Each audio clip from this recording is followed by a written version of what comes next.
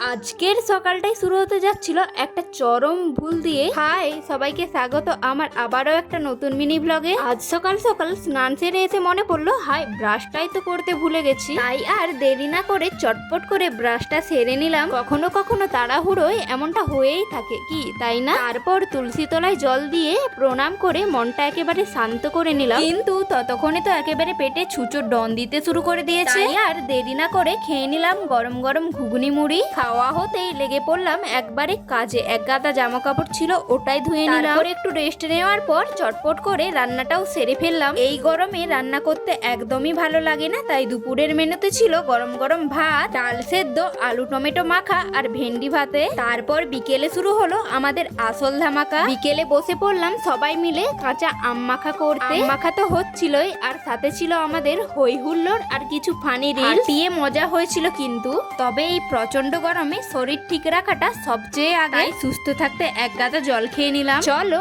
আজ তবে আসি, দেখা হবে আবার পরের কোনো মিনি ব্লগে। টাটা।